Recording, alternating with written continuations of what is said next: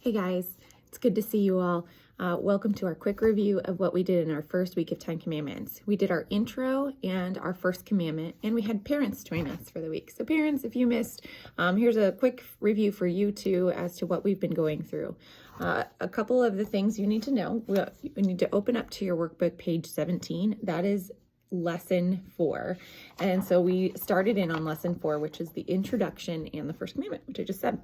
So I want those of you who missed the class to actually go through and fill out page 17 and page 18.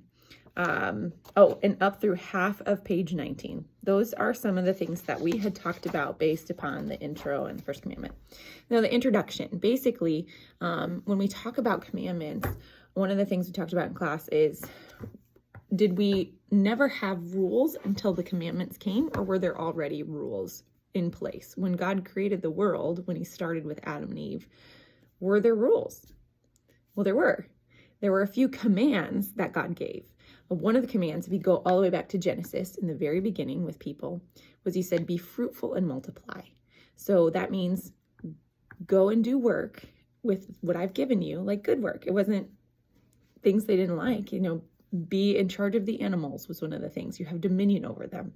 So you get to be in charge of the animals, go be fruitful and multiply, which means have babies. So God wanted them to grow families and to take care of the animals and to take care of the land and to enjoy that.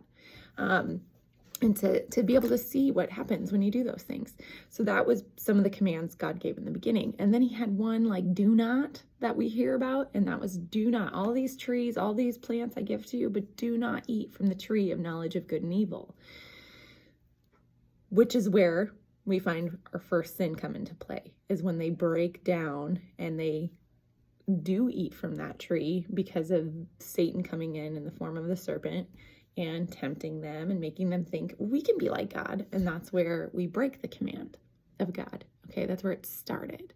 And then it was just a breakdown from there. And so we broke this relationship, this perfect relationship with God.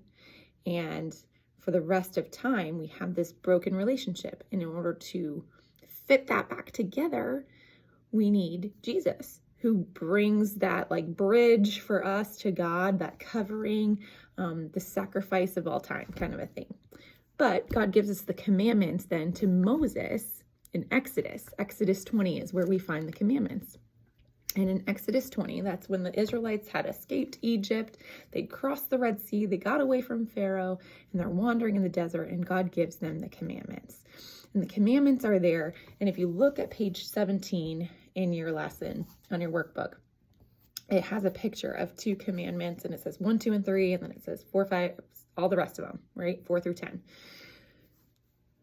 We have basically in the New Testament, it talks about how you need to love the Lord your God with all your heart and all your soul and all your mind, and you love your neighbor as yourself. That's how you can break down all the commandments. All the commandments are written out for us. And if you look at them, the first 3 that he lists there, he talks about, having no other gods, not misusing God's name, and remembering the Sabbath day. They're all about God and loving him. So in that first part, it talks about, I'm giving you the answer right there. In 1, 2, and 3, it's love God. And then the other ones, it talks about honoring father and mother, don't kill people, don't speak against people, protect property, protect things like that. That is loving others. So all the commandments can be summed up in loving God and loving others. And then we're going to break them down from the weeks coming and what each of those kind of mean more in depth. So this week we focused on not having any other gods. And what does it mean to have another God? So having another God than God would be anything that comes before God. You don't just have to make idols. It's having any other thing in your life, person, thing, activity, come before your relationship with God. So if I'm putting all my effort into a sport, if I'm putting all my effort into an activity at home, that's the only thing I care about. I just want to get everything else out of the way, because all I care about is, we brought up video games, we brought up money, we brought up sports, we brought up, there's so many other activities. And if that takes so much time, I no longer have time for God in my life, then that thing becomes God, because it's higher than God in heaven and our relationship with him. And that's what he doesn't want, because if we're filling our time with that, eventually we're going to feel very broken down, because that thing cannot fill our hearts and our souls like God. And we first need to fill ourselves with God in heaven.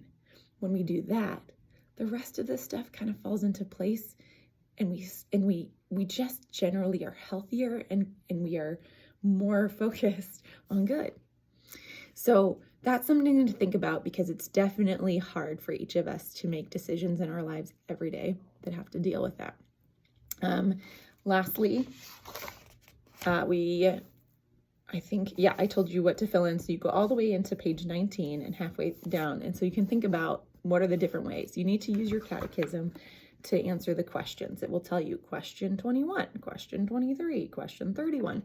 So those, remember, are all the questions that you'll find in your catechism listed in those maroon things. When you finish your workbook pages, if you can show them to your parent, and their parent can let me know that you finished doing your absentee work, that would be great, because then I can kind of check off that you were absent, but you finished, like, working through your stuff. And then memory, we did the first commandment, and the second commandment is what we tried to get done for this coming week. So I had a sheet that will be posted on our Google Forms. You can also pick up an extra one for me. And it's not just the commandment. The commandment itself is, you shall have no other gods. Underneath it is a meaning. It says, what does this mean? You do that part too. Because Luther, when he wrote this, he broke it down a little bit more for us to understand what's behind that. What does that mean to not have other gods? So you say, what does this mean? We should fear, love, and trust in God above all things. It's the shortest one, so I bunched it together with the second commandment, because we're going to be getting into a little bit longer memory sections with third, fourth, fifth, and on. All right, guys. I hope you have a great weekend. I will let you know I do have a sub coming this weekend. I will be out of town, and he is one of our seminarians. And he was actually a student of mine at one point, which is pretty cool, guys. So enjoy having Mr. Kintz, who is going to be a pastor soon, and he's going to jump in and do the second commandment with you guys this week. All right. Have a great one. Bye-bye.